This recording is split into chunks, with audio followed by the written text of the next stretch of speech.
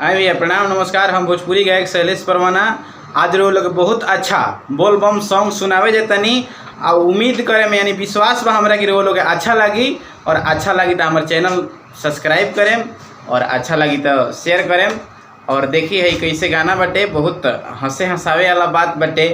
और एगो गांव के साधारण लड़का कहते और कैसे कहता कि पूरा कइले बिया तैयारी काले गइल रहे जिला मोतिहारी कि पूरा कइले बिया तैयारी काले गइल रहे जिला मोतिहारी हर किनले बकावर गेरुआ कपड़वा संगे बिया एकर सपनवा तो मुस्कानावा जाता देवा घरवा मुस्कानावा जाता देवा घरवा अब भइल भूले दीवानी बा बड़ा नीमन कहानी बा भइल भूले दीवानी बा बड़ा नीमन कहानी बा जो पेले बोल बम हो आ नहीं हारे ले अपन दम हो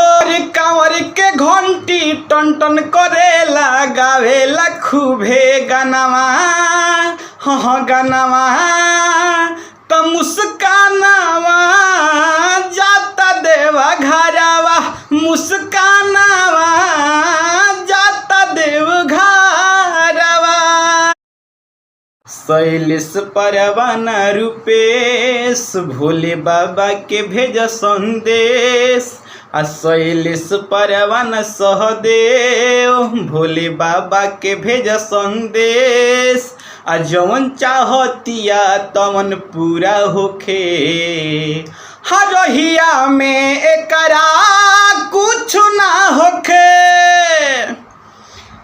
पहिला सोमारी के करी जल ढारी मिल जाई निमन सजनवा तो मुस्कानावा जाता देव घरवा मुस्कानावा जाता देव घरवा।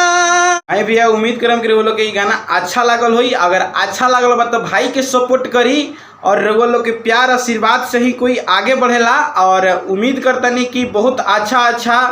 ऐसा ही गाना लेकर वो लोग खातिर हम आएम और हमारे चैनल पर कॉमेडी भी मिली। अगर वो लोग भोजपुरी के पसंद करेनी तो हमारे चैनल के सब्सक्राइब करी शैलेश परवाना ऑफिशियल और एकदम अच्छा गाना सुनी अच्छा कॉमेडी देखी।